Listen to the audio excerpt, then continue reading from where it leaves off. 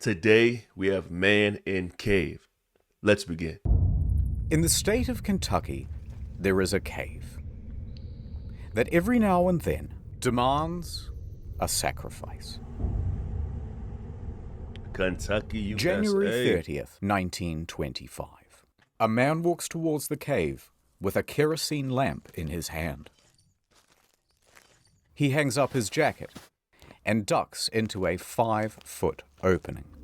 The inside of the cave is narrow. Here we go. He has to drop down on his hands and knees, crawling through a passageway filled with jagged rocks and choking dust. Then down a chute he had cleared out months earlier. All of the daylight is gone from here, and this lantern is his only source of light. Oh, nah. Ignoring the loose limestone rocks perched directly above him, he is now 100 feet in, and here he reaches the turnaround room. Now they call this the turnaround room because this is the juncture where even experienced cavers say, no thanks, and turn around. Right. Because to continue on means going through this, the squeeze, a gap in the stone of only 9 inches. For reference, here's a Subway sub. Going through, he would look exactly like this. His arms will need to be completely at their side, and he will need to exhale so that he can reduce the size of his torso. At what point Gradually, are you gonna bit by bit, stop and be like, nah, he this disappears is a bad idea, right? into the hole. His clothes are caught on sharp gypsum crystals, hooking into him and threatening to hold him in place. What's the goal here? But using though? his feet like paddles, he pushes through. He reaches a wider opening at the other side, then crawls forward towards a ledge. Illuminated here is a 10-foot drop. A rope is already secured around a boulder, which allows him to That's rappel all down. you got? His worn-out leather shoes touch the ground. This Listen, I'm not gonna hold you guys though. There's no way I'm going into this cave. Like, if you're gonna do something like this, at least go with one other person, so they can, you know what I'm saying, report in, see what's going on. You know what I'm saying, to watch you, make sure you're alive. Because if you get, you know what I'm saying, in this cave, that's gonna be it, bruh. That's it. It's over for you. as far as he can go, and it is time for work to begin. What he is working on is another opening. At the moment, it's too small for anyone to fit through, but he will chip away at it until he can shove himself right through the other side. Because on the other side It's gold. is this. A magnificent and otherworldly cave structure that will be irresistible to tourists. What? Every day for months, he has been removing rocks from this crevice. Ain't no way. To him, this is all just routine. So he eases further into the gap. Carefully, he contorts his body through. Rocks compress the sides of his torso so close that his arms are pinned to the side of his body. He once again paddles his feet to inch down. Then, about halfway, he stops. Oh, see, nah. The lantern, it's starting to dim. Nah. He will need to go all the way back to the surface to Oh, refuel the thing. He sighs. He slowly shuffles back out, pushing the lantern with his shoulder. Then, oh no. Ding, crack, darkness. He has knocked over the lamp, and it has broken. Now, the man didn't panic. He had been caught in the dark before, and he could make his way back by feel alone. So he continues worming The out, man didn't panic. leveraging his foot Nah, against what bruh. he thinks is the cave wall. But that is not the cave wall. That is in fact a rock protruding from the ceiling. As soon as he puts his weight against the rock, it breaks loose. A solid piece weighing 15 kilograms lands directly on his ankle. 33 It aches. pounds. But he's okay. It doesn't feel as though his ankle is broken, narrator, just man. badly bruised and caught underneath the rock. So he shuffles to move the rock away. Suddenly, gravel. A lot of gravel. It falls onto his feet, his legs, his torso, and the weight of it all forces the wedged rock deeper into the gap underneath his foot. To be stuck in a tight place like that with no light, he didn't speak on the temperature. I'm not sure if it's cold or hot what's going on, but either side of the spectrum got your own, your pluses and minuses right there. But damn, bro, no light. You can't even pick your arm up. You can't even move your legs. All you can do is shuffle your feet to move, but there's no way. There's no way. I'm sorry, there's no way. And he tries to push forward. He cannot. He tries to inch backwards. He cannot. He is stuck. This is Sand Cave. This man is Floyd Collins. He is trapped in absolute You're darkness, a good man there, Floyd Collins. 60 feet deep below the earth.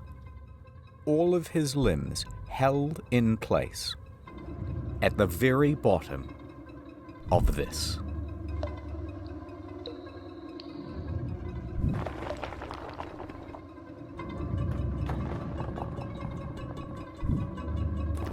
Oh my goodness. Collins is still in the dark, unable to move. His left arm was pinned underneath his torso, his right wedged by the rock ceiling above. Beneath him, sharp crystal shards dug into his skin. Ice thawed, traced across the ceiling, and dripped down directly onto his face, pooling underneath him. The water was a consistent 54 degrees. There we go. Floyd tried to breathe calmly in the concentrated dark. When he did attempt to shuffle, more gravel and rocks would tumble from above and pile onto his feet, so nothing would work. He clawed at the cave walls till his fingertips were bloody, and he realized that there was only one option left. Call out for help. But wait. Who is Floyd, and why did he even go into a dangerous cave? And that's what I was saying earlier, man. If you're gonna do something like that, you gotta go with somebody else. All right, you can't go down there solo Marco Polo. It's not gonna work out for you. All right, you get stuck. If you're in a jam, it's over. Floyd has been exploring the caves of Kentucky since he was merely 6 years old. And as he grew up, he gained a reputation for being a very daring caver. He would dive into some hole on one side of town and emerge miles away on someone else's property. Sup? He grew up and he became embroiled in the Kentucky Cave Wars. Now, there's way too much to go into here, but the summary version is there's this huge network of interconnected caves called Mammoth Caves. It's actually the largest cave system in the world. And there's a city right in the middle of it, Cave City, real name. So, of course, there are dozens of cave entrances on private property all over the place. Now, farmland in this region has very poor soil, and things do not grow well here. So, cave tourism as a source of income quickly became the prominent thing. However, a problem. There are a very large number of caves, but there are only a limited number of tourists. So competition rapidly escalated. Visit my cave. No. Visit my cave. Big signs were erected saying, tourists, come to me. Mine is definitely open. Mine is the best.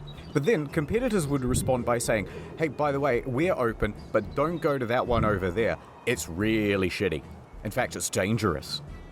This kept going further. By the end, they were blocking off the trail to each other's property, beating each other in the streets, and hiring people called cappers who would dress up as policemen and tell tourists, no, you can't go in there. That one? No, it's illegal.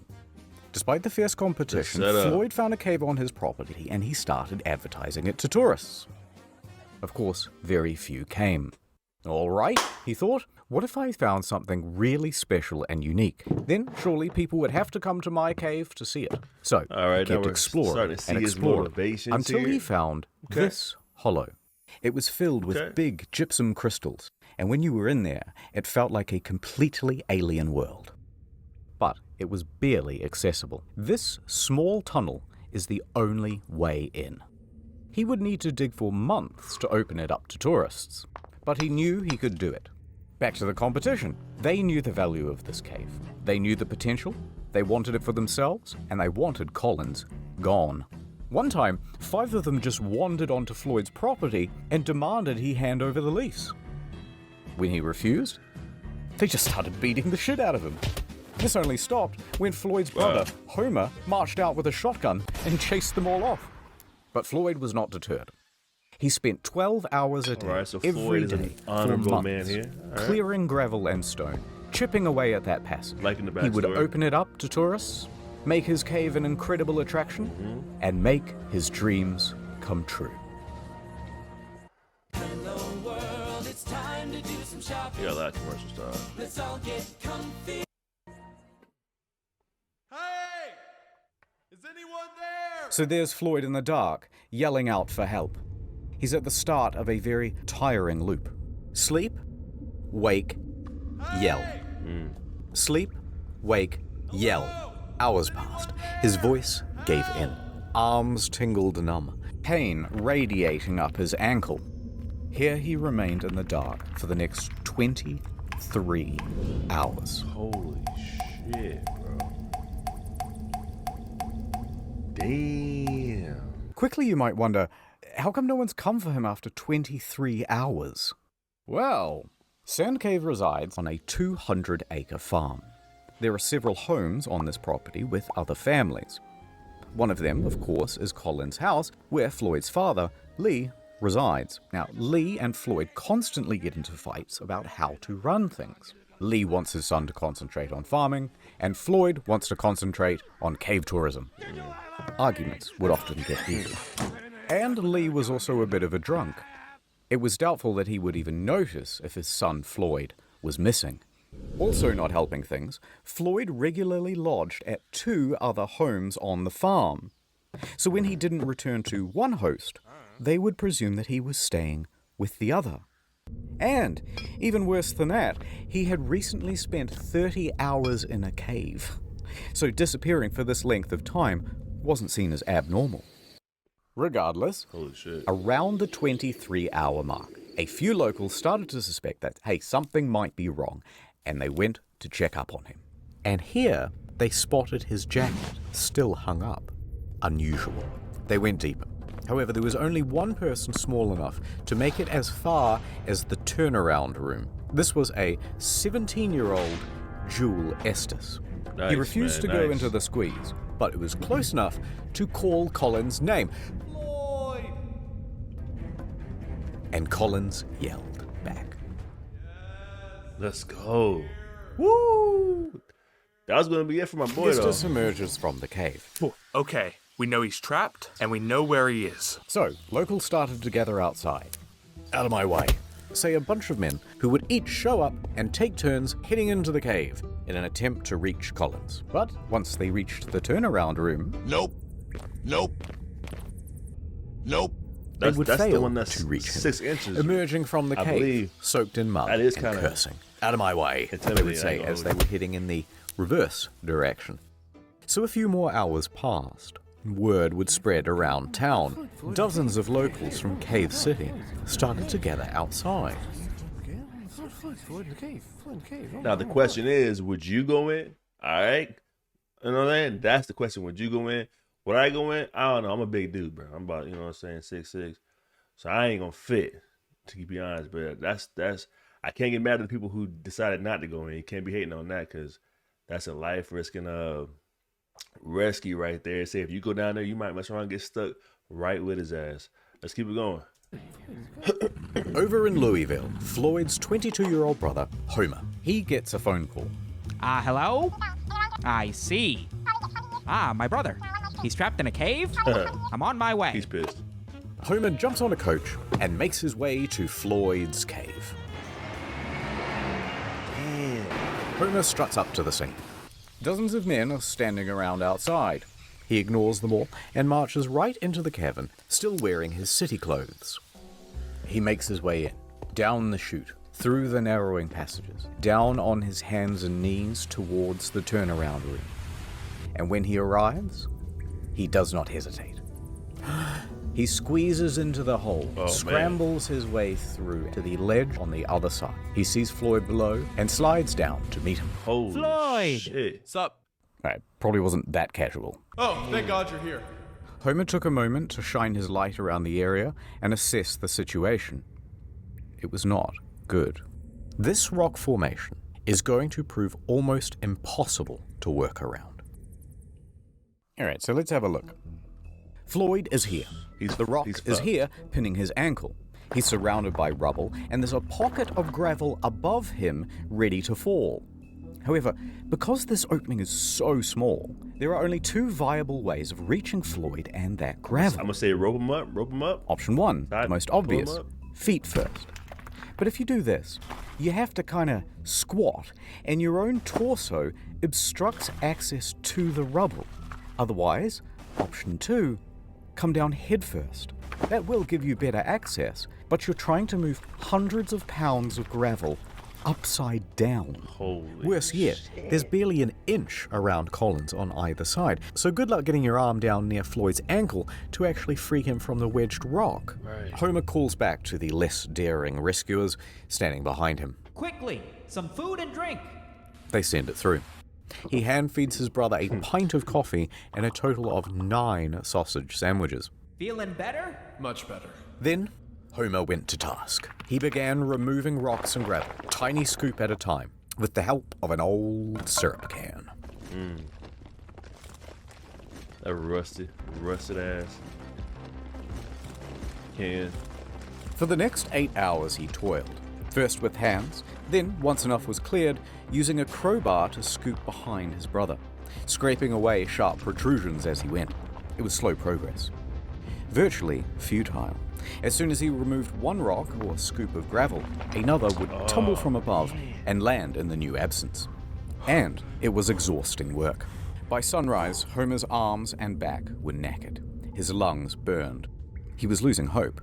Homer emerged hours later, shivering violently, skin bruised from his fingertips, but the cave barely yielded at all. However, something new.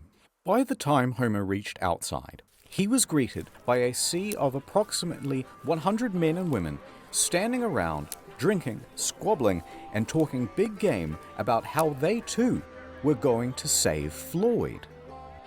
The press was also present to help people gawk from afar. Now, Homer recuperated at a small tent near the cave's mouth. Strangers immediately crowded around him to ask innocent but, frankly, frustrating questions and offer unsolicited, Is your brother obvious gonna make advice, it? Is he gonna as be well as alright? wildly impractical solutions. It's like, no, He should try untying he's his stuck in a shoes, damn cave, said bro. one. No, we should send him down with a contortionist who's got a mallet and a chisel. We should jerk him off, right, guys? All right, I made that third guy up, but you get the idea. Definitely. And they started to argue with each other about their plans. Hey, how about using dynamite? One clique formed, insisting that it was a great idea. And another saying, no, the explosion will kill him, and the weight of the new rocks will surely crush him. They fought for a while until they started arguing about gas torches, This genius really which will cook him or suggested asphyxiate him, or the dynamite? gas will poison him. But by far the most common suggestion, of course, was amputation.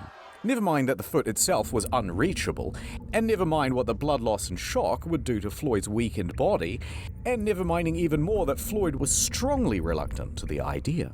Whatever you do, don't cut my foot off. All of the squabble would not have gotten on Homer's nerves, except that not one of them would just brave the damn cave and continue shoveling away the gravel. The formula was always the same.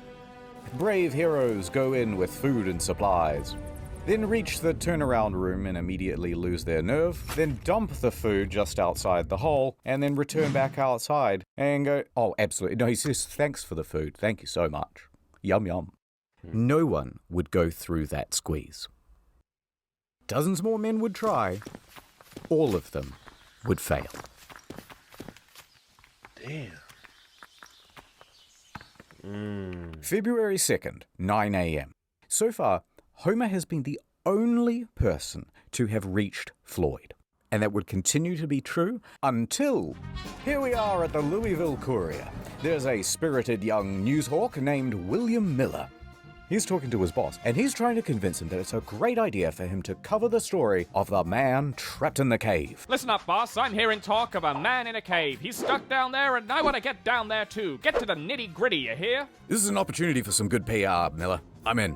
But I want us to sponsor that rescue. Picture this. Man saved from cave by Louisville Courier, the finest newspaper in the state. That'll drum up plenty of business. 24-karat idea, boss. I'll make it happen. I'll get down there toot sweet. So off Miller 71 goes hours to later. Floyd's cave.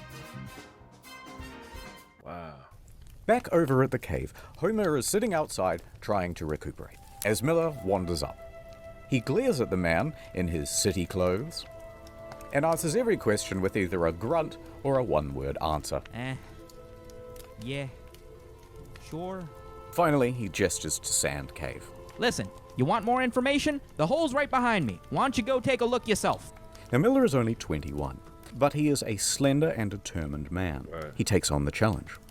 So he removes his suit, drapes himself in coveralls, and grabs a lamp.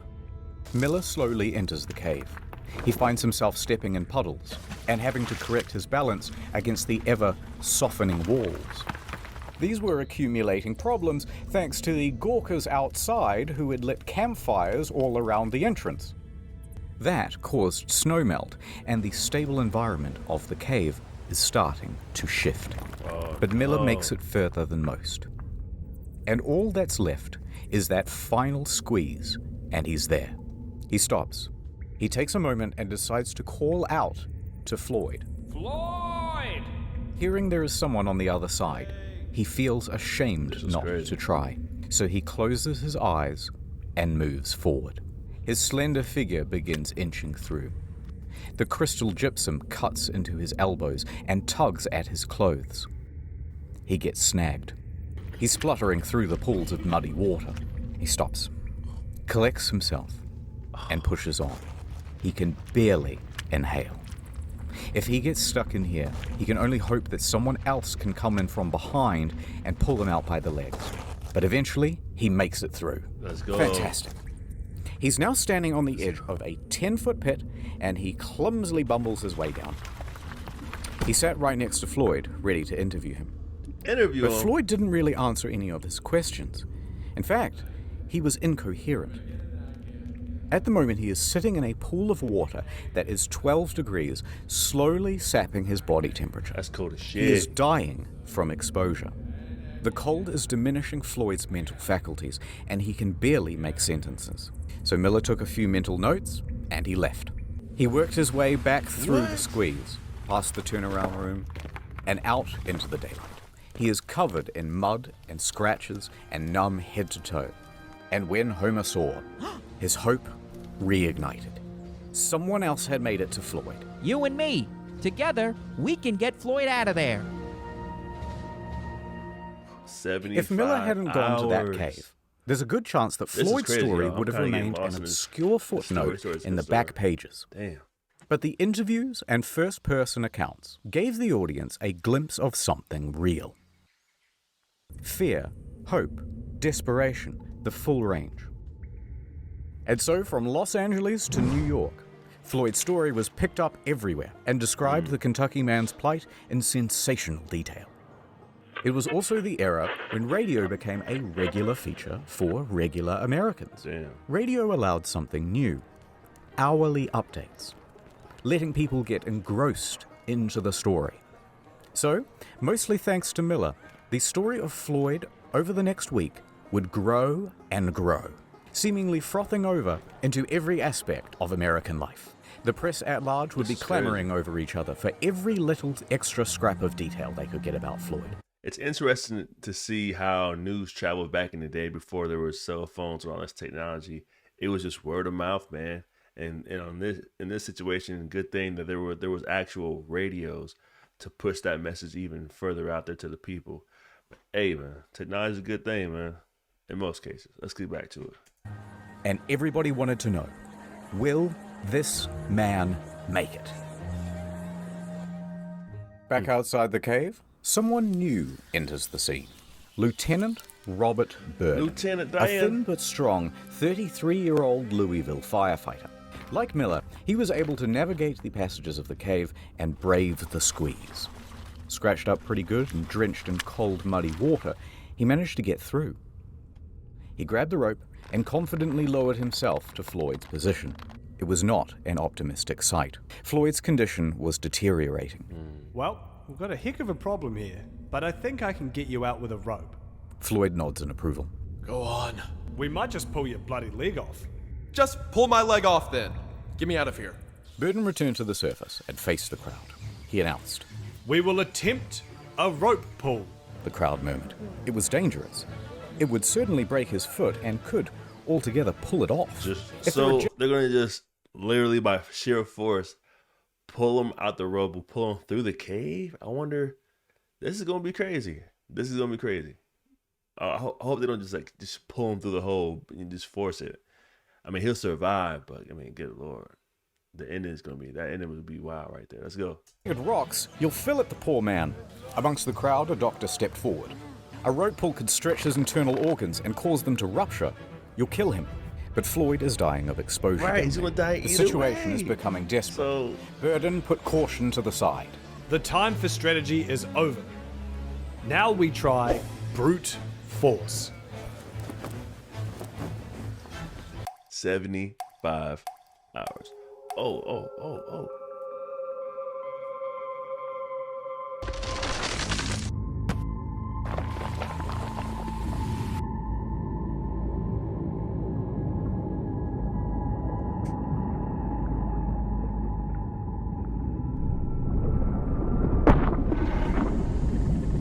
So even at this time, he's underwater, damn near cold as hell for hours on end. The pressure of the rocks on his legs, cutting off circulation to his body. He still has the fight and the will to keep pushing forward, though. Let's see what happens here. Floyd, we're here. We're gonna get you out of here. After 79 hours in the cold water, he is delirious, 3 damn fading days. in and out of consciousness. Homer gave his brother some coffee and fed him a couple of ham sandwiches. That warms him up and gives him a bit more energy, and he comes back to lucidity. Oh, much better.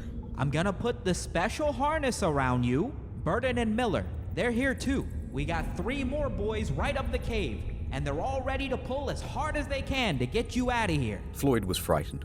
I'm not gonna lie, it's gonna hurt. He gave his brother some whiskey and a strong sedative to calm his nerves, and also to help him withstand the shock in case his foot is destroyed. Floyd took the opportunity to appreciate being surrounded by friends and family. Go on. Do it. All right, strap him up. Homer tied the harness around Colin's chest and knotted the rope. Ready? Above, Miller is crouched at the top of the pit. Ready? Burden clenches the cord from further up the cave. Here we go. 3, The rope goes taut. 2, Do it. 1. Oh! Instinctively, Floyd gasps. The force of 6 men pulled against the clutches of the cave. Floyd began to scream. His body was being pulled up from the rubble. The gravel was beginning to shift. Burden clenched his teeth. Oh, harder! Floyd screamed harder as well. Now, Floyd was trapped in a supine Oh, position. goodness. But the direction of the rope caused an upwards force that wrenched him vertically. His torso was being compressed and bent against the ceiling of the trap. It would kill him. Floyd's screaming intensified, and through gasps was begging them to stop. The screams filled the echoing cave, but Oh, it did not stop. goodness. The agony continued. On and on, with no progress. Enough! Enough! You guys are killing him! Homer pulled in the said opposite stop. direction to give his brother some reprieve. Somehow, Homer mustered the strength to altogether wrench the cord from the other men's hands. The rope went slack. Homer, Floyd, and the rope lay limp on the cave floor, Oh my panting goodness. and Dog, exhausted. what is going on? No progress had been made. The cave would not let this man go. No progress. The has been futility made. of the situation sank in, and all they could do was leave for now and reassess.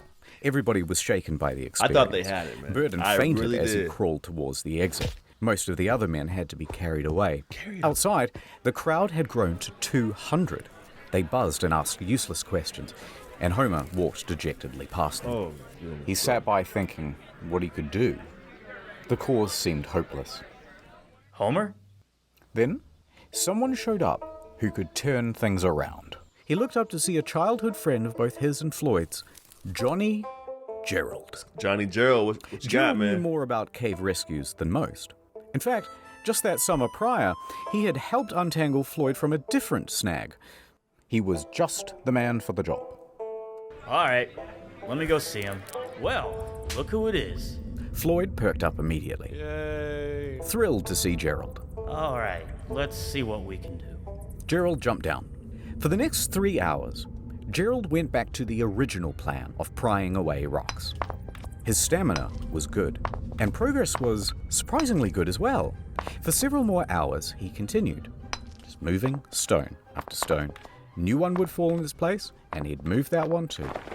By midnight, he had enough room to shift position and clear some of the gravel that was at each side of Floyd's body. Back to the Gerald original would spend plan. several more hours scooping. And it worked. For the first time, Floyd's torso was now available. Then his hips, his upper thigh. For the first time in over 90 hours, Floyd was able to wiggle his arms, his hips, and even that trapped right leg, though it was very painful to do. In that one session, Gerald managed to move a half-ton of rock, but there was still a lot more to go. And that rock by his foot was still holding him in place. By 2 a.m., Gerald was spent. He needed rest, and he was ready to head back out. Imagine how much energy how much energy it took to move that much rock up back through the tunnel, bro. I mean, he like put it back in the bucket, but to dig that out, a half-ton of rock, one man with his bare hands, bro. That's a feat. That is crazy. Side. Floyd, tomorrow you're gonna be a No free telling man. what his hands look like after that. He's exhausted. Now, here you bro. might think that things will become straightforward. They did not. Now that space had been cleared, Burden became convinced that if he could get down that passage again, he could free Floyd with another rope pull, fate deciding with both feet or just one. But when Burden tried to enter the cave again, he was sternly rebuffed by the locals. They were playing gatekeeper. They had been specifically instructed to not let anyone in, and they were especially opposed to Burden making another rope pull after word spread about the disaster of the first attempt. He tried to reason with them. Let me try the rope pull again. It'll work this time. They wouldn't let up. Instead, they shouted obscenities and shoved him in the other direction. Meanwhile, Gerald and Homer are incapacitated with exhaustion, out, and Miller bro. was busy filing some paperwork for the Louisville Courier. Out, bro. Nobody else had the ability or the authority to take action, so Floyd spent all of that morning alone. Hello? Is anyone there? Man, this is crazy. Help! Hey! Hey, Anyone out there? no. Word spread about Floyd. Miller's reporting had been picked up by the AP Newswire, and they distributed it amongst their hundreds of partnered newspapers. For Miller, it would be the biggest moment of his career. But he didn't stop to pay it mind. He spent the day hatching a rescue plan. Miller descended into the cave and set to work. When he entered, he found that the team before him had strung light bulbs all through the cavern, leading all the way down to Floyd. Very handy. A bulb was also put around Floyd's neck to keep him warm and make sure that he was never again left in the dark. Miller popped down to Floyd. Ah, Floyd, fancy seeing you here, buddy.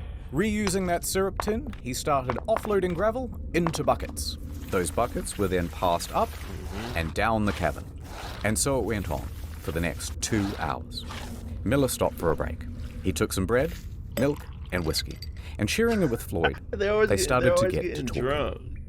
Floyd had been in that getting hammered cave for back in over those days, 100 hours now, and seeing everyone working together, There was no painkillers. It was just get drunk and deal with it. You gotta get your leg amputated, get drunk, and deal with it. Man, was overcome with a sense life's of hope rough. Life and was relief, rough. and so he began spilling his heart out to Miller. Here is what he is quoted in the newspaper. I believed I would go to heaven. I can feel that I'm to be taken out alive and with both my feet. I kept thinking, what would happen if the rock above me would fall? It caused me to shudder. I kept thinking to drive my mind to something else, but it wasn't much use. I couldn't do much to help those who came to help me, but I knew that a lot of people were willing to do all in their power. It gave me courage. Tuesday morning, I thought to myself, 4 days down here, and no nearer freedom than I was on the first day. How will it end? Will I get out? I couldn't think of it.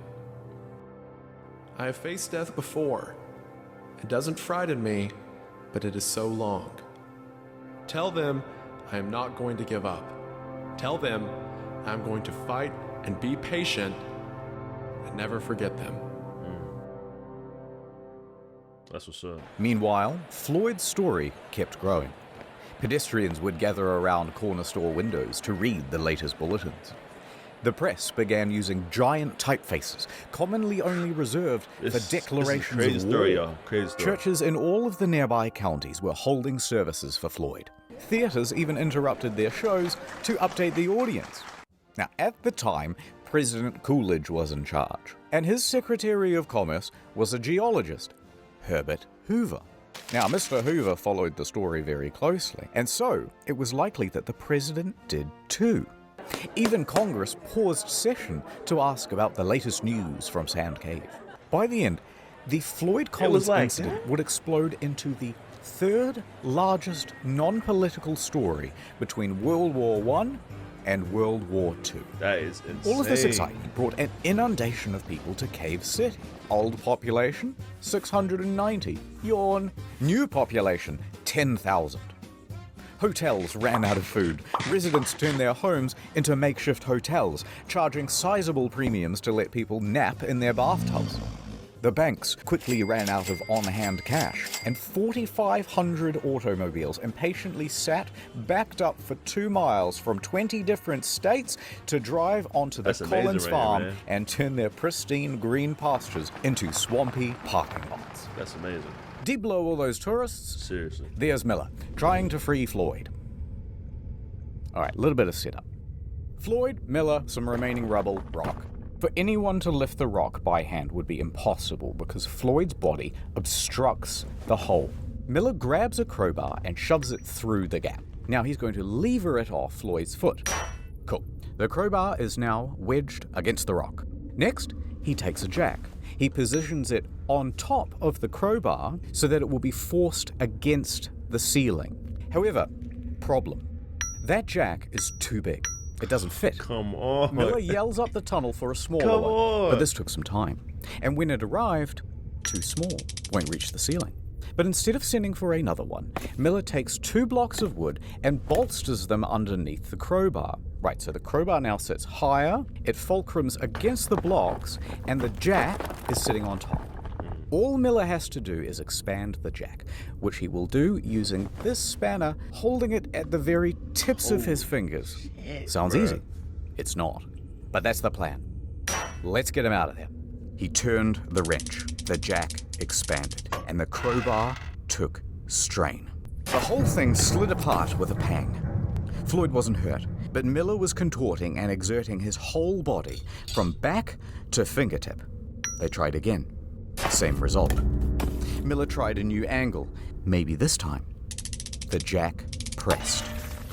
The tension increased. And this time, the rock moved. It fucking moved. With each turn, the stone shifted a little more. Miller's hands shook with adrenaline, his face and body dripping with sweat. Yeah. Pang. One of the blocks slipped, and the wooden tower went sideways. The rock painfully slammed back down on Colin's foot. You'll get it next time, Miller. Try again. Miller did. Again. And again. Adding blocks, taking them away, new crowbar position, changed the jack position, every angle, all while Floyd was there, cheering him on. Yay. For the next 4 hours he tried. No progress. Miller was exhausted. He couldn't do this on his own, but he was the only one slim enough to get in through the gap. The group decided to concede for now and return to the surface. They would take just a small break, but it looked to everyone like there was a clear way to get this man out. So Miller and Burden crawled back through the mud and the wines of the cave. As they made their way through, I'm not gonna hold y'all, man. I'm in this story right now, bro. I'm in this story. I know if you made it this point, you are too. Let's keep it going, man. Let's keep it going. It was visibly sagging. The ceiling seemed lower. Parts were harder to navigate than before. especially now with their bruised and purple hands. But they made it outside to the fresh, early morning air. And here is where they're greeted with a new sight. Dozens of soldiers. Let's go. The National Guard had arrived. In addition to the National Guard, a new figure was joining the story, Henry Carmichael. Now, Carmichael was the general superintendent of the Kentucky Rock Asphalt Company. He had been on site since Tuesday, and he was appalled at how primitive the rescue attempts had been. Shortly after Miller and Co. had exited, Carmichael sent 2 men into Sand Cave to assess the structure's stability. They soon came back with a report. It was not good. Near the final squeeze, large cracks had formed. The ceiling was beginning to droop. Alright, so the following is a recounting of events from one of Carmichael's men, Casey Jones. Casey and another worker spent about an hour in the cave, surveying its condition, looking at the boards, the ceiling, the stability of the walls. He continued deeper towards Floyd. He was fighting against his nerves. The shifting of the rock pinged his every instinct to flee. But he heard Collins moaning ahead, so he pushed himself on. He managed to make it through the squeeze and he arrived at the 10-foot pit. Let's go. Seeing Floyd trapped, he tried to ignore the pebbles that were tumbling behind him. Please, come down. I can't right now, Floyd, but I will when I get back.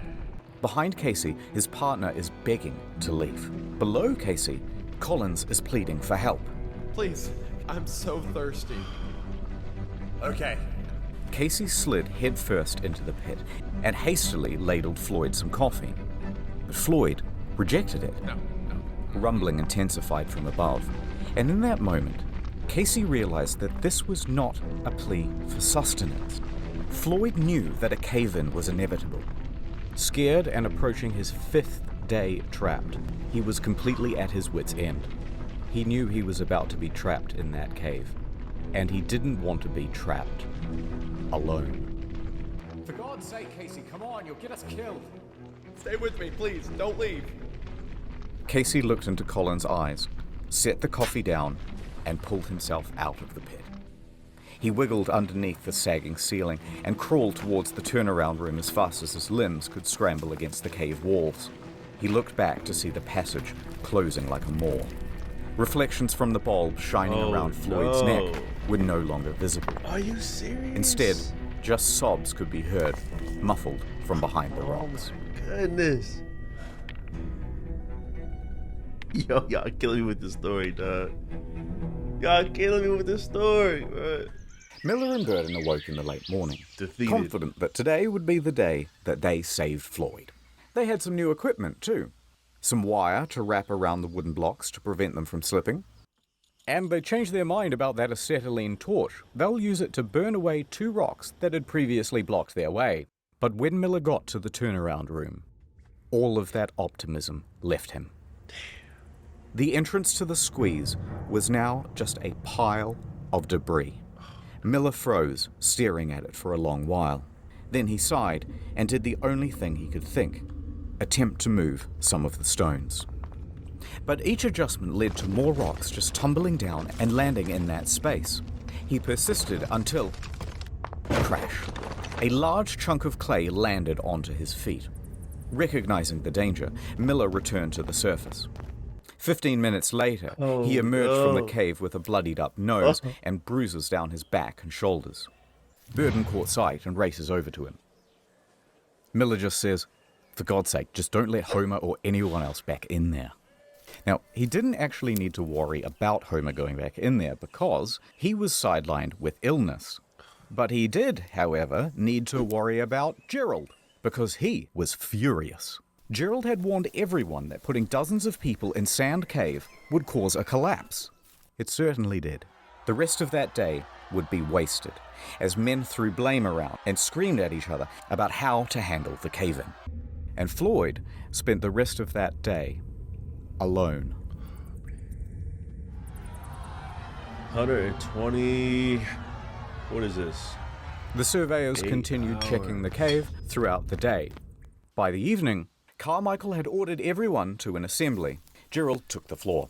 He was going to try one last daring rescue. He boldly announced his plan and an ultimatum. Listen up. There's death down there. The walls and ceilings are crumbling. Unless you're determined to take the biggest chance you ever took in your life, tell me now and stay outside. Next, they told all the Gorkas to get the fuck out of the cave, clear off. And over the next 8 hours, Gerald would enter and leave Sand Cave at least 5 times, chipping away at that pile of debris. In the woods, men sawed trees and chopped logs to shore up the cave walls. Underground, the crew reinforced cracks and wobbling boulders with fresh strips of wood. Gerald assessed that about 4 barrels of rocks would need to be moved, and piece by piece, they made that happen. Steadily, they managed to move enough rock to allow Gerald to get within earshot of Floyd. Hey! Hello? I need food. Bad news. We can't reach you. But hold on. We're coming. Stone by stone, they continued. After a few hours, the light of the bulb around Floyd's neck was peeking through. A couple more hours, enough room for Gerald to squeeze through. Okay, that's enough. Floyd, I'm going for now. But when I get back, I'm gonna get you out of there. Exhausted but still determined, Gerald crawled back up the cave and marched to the men huddling outside. Gather the equipment, and in an hour's time, it's gonna be me and Floyd coming out of that cave. Sounds good, man. Gerald entered Sounds Sand good. Cave for his final time. The walls had been reinforced, but mud and water was accumulating everywhere. He waded through it and pressed on past the danger of the sagging ceiling. With determination on his face and a grease gun clutched in his right hand, he scrambled towards Floyd. But before the final squeeze, he stopped. It was all gone. The cave ceiling had crumbled once again. Gerald stared motionlessly at the pile. Then he began to yell. Floyd! A rock disconnected from the ceiling and tumbled onto Gerald's head. Luckily, just a small one. He rubbed his scalp and called out again. Floyd! This time, a moan. It rumbled from the other side. Fearing that his friend was slipping out of consciousness, Gerald willed himself against the cave, launching the debris behind him with force. He ignored the pain from being struck on the head and clawed at the stone pile. He carried on this way for several minutes, until a sharp, heavy rock dropped from the ceiling and landed squarely on his back. Oh my goodness. No more than 15 minutes later, Gerald returned to the surface. This is stressful, man. Defeated. Defeated. Oh. Only after the cave-ins did they start to think about all of the things that they could have done. Wait, why didn't we rig a portable telephone line? That would have been incredibly simple here in 1925. Yeah, why have we been running in and out to deliver updates? Why didn't we give him an AM radio? He could have had something to listen to and receive messages of support from the public. Wait, why don't we rig up a tarpaulin so we could lift his torso up so he wouldn't be slowly dying of exposure? Oh god, why didn't we run a feeding tube? That's also a technology we have in 1925. All too late. Now what? The one route to get to Floyd is closed forever. That meant 2 options. Number 1, capitulation. Surrender him to the cave. Or number 2, dig down from directly above Floyd. Now, the prospect of digging from above seemed almost fanciful. At least, it did in the beginning. But luckily, they had some help. Owing to Miller's reporting, Floyd had become practically the most famous person in the country. The rescue had become a high priority for the governor of Kentucky. Lieutenant General Denhart enters the scene. He's been updated on the situation, and following shortly behind him is a small army of miners and engineers. He declared to the despondent crowd, "Gentlemen, I am here on behalf of the governor. The purse strings of Kentucky are open. Take this blank check and bring that man out alive." Floyd, in that cold, wet 144 hours. confine, could not have imagined the scale of the operation that was going on 55 feet above him. Authorities assumed control of Colin's rescue.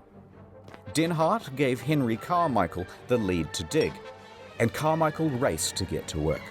He enlisted his employees, his fleet of expensive high-tech machinery. Professional groups were brought in from all across the state. Let's go. Local townspeople Pull were up. mostly excluded.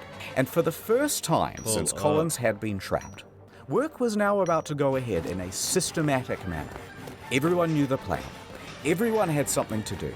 And everyone was working fast. But just as hopes were rising, they were once again dashed against the rocks. They had all of this state-of-the-art machinery shipped in and assembled by the engineers and rearing to go, and it was all worthless. See, the problem is, the cave drew air into it. These diesel-powered engines pumped out enormous volumes of choking exhaust. Within a day's operation, the cave would be filled with carbon monoxide, and Floyd would be dead from asphyxiation. Oh my goodness, bro. Just as quickly as solutions would arise, the cave would parry them away. It refused to let this man go.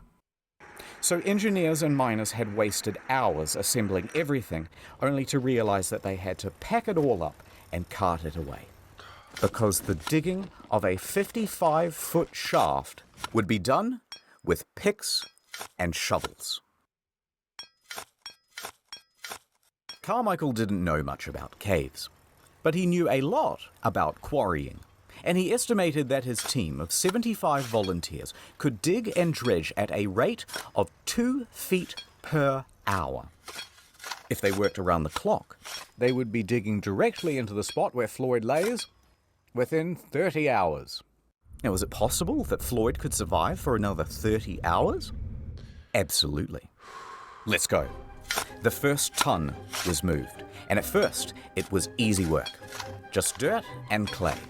Carmichael understood well that this was a race against time, so he watched the men closely, and if they seemed to be slowing down, even a little, they would be yanked out, and immediately a new worker subbed in. Nonetheless, the pace slowed. By 10 feet, the that's a shaft manager narrowed right there, greatly, boy. which meant that only 2 men could work at a time. At 15 feet, they hit boulders. Pickaxes went in, and a system of pulleys and buckets had to be used to cart the rock out. Tracks were even laid to ferry the refuse to a dump site. Time passed. Hours passed. Night went to day. The day was hot. This was yet another problem, because it's early February, there's tons of ice still in the ground, and its exposure to the fresh midday sun meant that the walls of the shaft were softening and the ground becoming sodden. The pace of digging slowed. It was now only half a foot per hour. Most anyone could do was watch helplessly on the sidelines and pray. Interestingly, though, there were a lot of people on the sidelines. Floyd wouldn't have believed that the space above him had turned into a literal carnival in his honor. Vendors showed up to sell hamburgers, hot dogs, and souvenirs. Families sprawled out over blankets to listen to hymns from local church groups. The local mountebanks sold moonshine and miracle cures. There was even a bloody juggler. And Old Man Lee was there, walking around, shaking his jar, and soliciting donations. But where were Homer and Burden and Miller during all of Exhausted, this? bro. What do you mean? Okay, let's back up a bit. People did not properly understand exactly how Floyd was trapped, and the news didn't help much either. So the obvious question started to arise. Why hasn't he been rescued yet? Just clear some gravel or pull a rope. How is this so hard? Motive was attributed. I heard they didn't even want to have him rescued at all. I heard that they're doing all of this for publicity. And Lee's activity of soliciting donations, remember from before, further inflamed rumors. I bet Floyd isn't even trapped in there. These were all real rumors, and they got worse. You know what? I've heard he comes out at night, and then he just goes back in the morning. Other rumors included, I heard that after Floyd went into the cave, someone murdered him. others said, I think they're withholding food and water from him so he dies. This whole thing is a fraud. As time went on, it was harder and harder to ignore the hoax claims. That's crazy. Then, people started to form righteous mobs, claiming the whole thing was a fraud, and they started to get nasty. In fact, 2 people even went to the telegraph office and pretended to be Floyd, sending telegrams to his mother. Here's what it said. Quote, Oh my goodness. "Please contradict statements that I am buried alive in Sand Cave. Stop. Tell mother I am all right. Stop. Am coming home. Stop. Floyd Collins."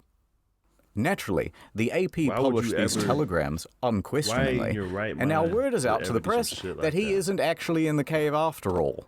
That made the authorities look foolish, and it could not go on. So, a hasty court-martial was arranged, and Homer, Miller, and Gerald were summoned. They hold one session on Monday and another on Tuesday. Is this real? Lee and everyone else is cleared of charges, a retraction is written, and things carry on. Was that real? Generators rumbled. That's Pumps wild. churned out water. Men continued working in shifts and carrying away the earth. Here they are with strips of lumber to shore up the walls. They were only 25 feet down. The pace had slowed to 4 inches per hour. In their desperation, they resorted to dynamite. But this did little to the boulders. Despite all these bleak circumstances, people's spirits were high, because everyone was keen for their turn to dig. And because they had one more thing to latch onto. He is probably still alive. Now, how do they know that? Okay, so remember that light bulb around Floyd's neck? Well, it's powered by a simple copper wire. Bare copper wire is subject to very minute fluctuations in resistance. So, an engineer rigs up a radio amplifier to this wire to read the current and see those small fluctuations. That's correct. There they Smart as were. fuck. About 20 per minute, the rate of steady breathing. As his chest expands and contracts, they can read it from this device. That's smart as fuck. And so, they kept going. Come on, y'all. And going. And going. 30 hours was the original estimate. Now 144 hours had come and gone, and they were only at 44 feet. Then, rain fell. Oh, come on, man. Rain that mixed with dirt to make mud, much of which then froze to make ice. Ice which expanded and damaged the integrity of the shaft walls. Slowing down with every hour, they continued. Many more hours passed, and they were getting close. But it was now 15 days since Floyd was first stuck in that cave, and people had mostly lost hope. That excitement in the newspapers was tempering down. Visitors began clearing out from Cave City. Many still held on to hope, but their final lifeline, that light bulb, had burnt out. And it wasn't possible to do any more readings on the radio amplifier without it. No one knew there, bro. that Floyd was still alive. You're right there. You might as well finish. Another 51 hours would pass before, finally, they reached the 60-foot depth. I'm in! Chisel! A chisel is handed down. At 1:30 p.m. on Monday, February 16th, Sand Cave would open once again. For 17 days, Floyd had been trapped underground, stuck in the same position. 4 days without heat or light. 4 days. 12 without food or water. What? But maybe the dripping of the cave water had provided him with some sustenance? There are stories of people surviving harsher extremes. Rescuers frantically tugged at rocks to widen the hole. Everybody stood by, absolutely silent, peering into that hole. Ed flashed his light into the gap, then eased himself in. Brenner aimed his light around the room, and then, finally, at Floyd. The first thing he saw was a golden shimmer. It was not the light bulb. It was the reflection of Floyd's tooth. His mouth hung open. he was dead. What? Brenner was helped out of the cave and he delivered the news. Dead.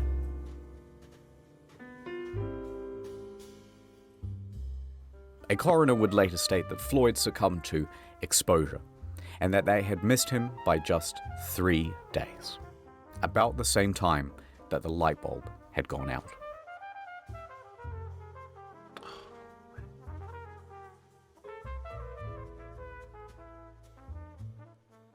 But what would they do now with the body? The shaft walls were ready to fall inwards, and risking lives to remove a corpse was seen as just irresponsible.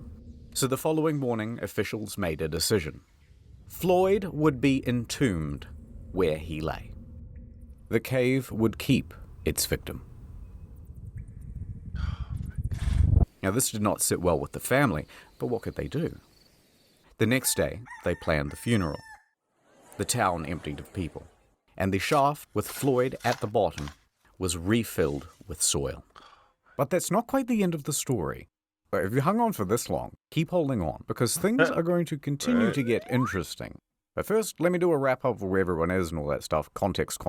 The Collins family already had financial hardship. Locals saw Old Man Lee scouring the rescue site for glass bottles.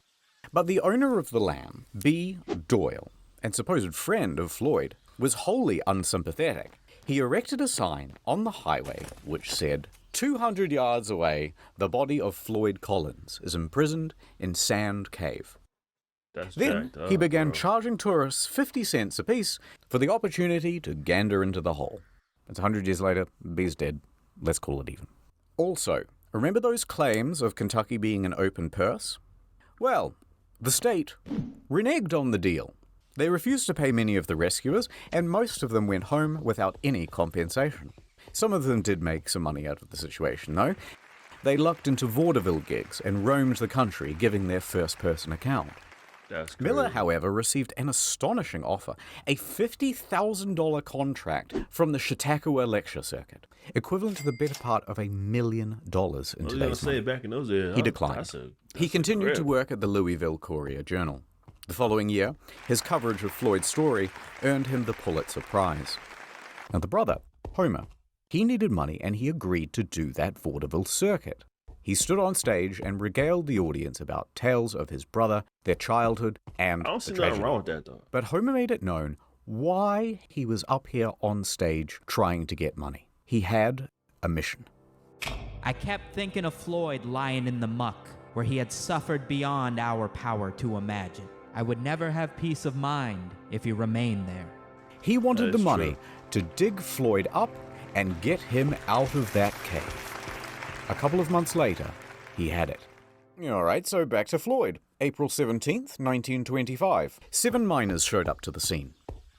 They began to dig. Within a week, they had arrived at Floyd. And this time, they approached from the other side of the rock formation. That way, they could remove the rock pinning Floyd's leg.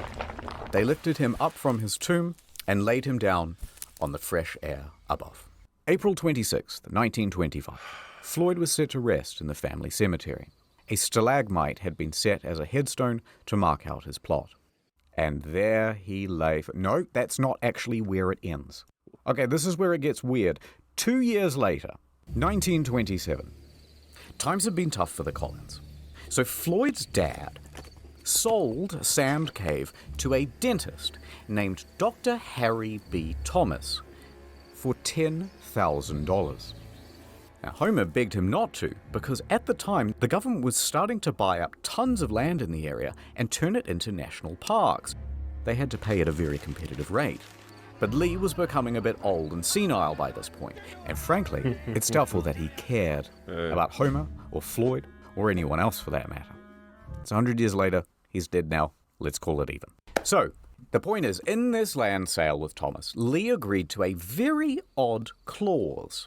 And that clause said, everything on that property belongs to Thomas. And should he wish, for example, to exhume a dead body and re-embalm it and put it on display in something really tacky like a glass coffin inside a cave, maybe, then that would be his prerogative. Lee signed yes. What? And Thomas did exactly that. Doyle made Floyd's corpse a tourist attraction. That's right. 2 bits of gander, come and wonder at the incredible dead man who died in a cave. He really? But to add insult to injury, it worked. Visitors returned to Sand Cave to gawk morbidly at Floyd. Within a few months, Thomas had turned Lee's failing farm into a successful business. Now, the rest of Collins' family is horrified. They try a number of times to get Floyd returned to them, including through the legal system. But somehow, incredibly, the judge ruled in Thomas's favor. And so, there he lay. For the next in the clause, 2 bro. years. It was literally in the paperwork.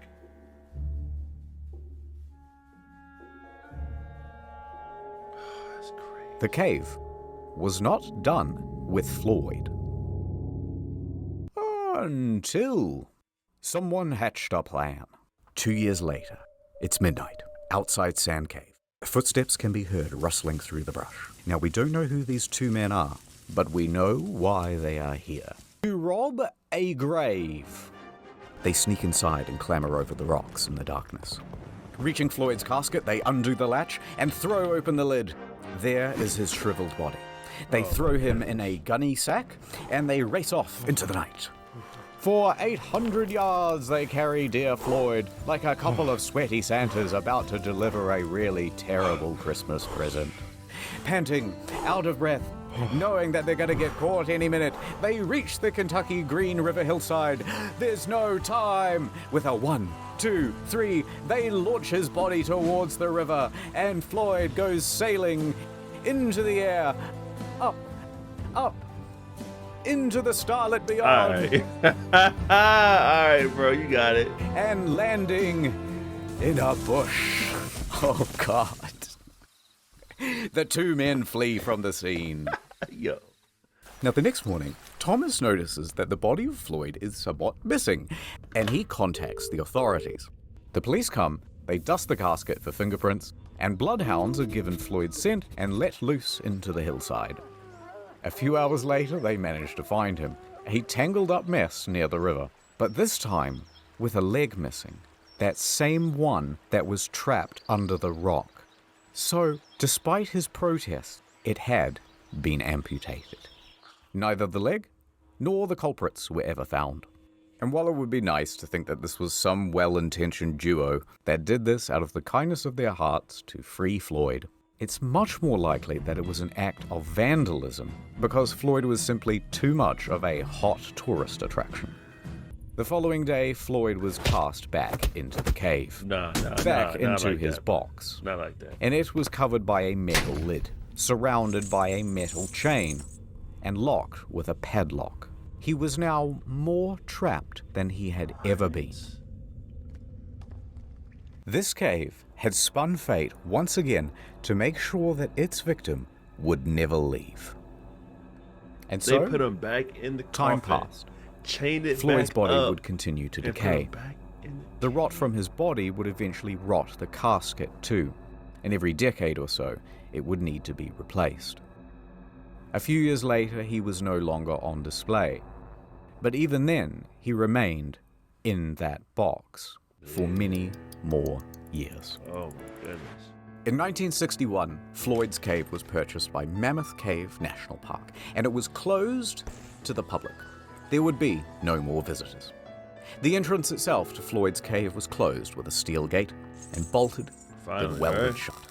But the Collins family never gave up objecting to Collins' body being left in the cave. And here is where the story ends. In 1989, at the Collins' request, the National Park Service ventured into Floyd's Cave. Continuing on a more than 60-year tradition, a team of people worked over the course of several days to remove him from the cave. They took him out, left the cave, locked it behind them, threw him back in the and bush. laid Floyd to rest at the Mammoth Cave Baptist Church Cemetery. Oh my God, bro. After 64 years in Sand Cave, he is now finally at peace. The end. All right, guys, so there you have it. The man in cave over there in the state of Kentucky. That story was absolutely ridiculous, bro. absolutely ridiculous. But the inspiration of the country coming together to try to save him was dope. It's just, it's sad that we weren't able to get him out of there and rescue him in time, even though some people out there, some folks out there had the heart and the courage to try to do that, man. That was a good one.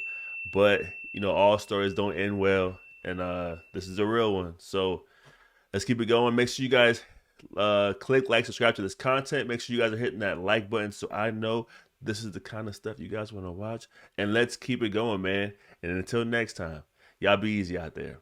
Peace. If I should die at a young age, I thank the Lord for giving me a break. If I should die at a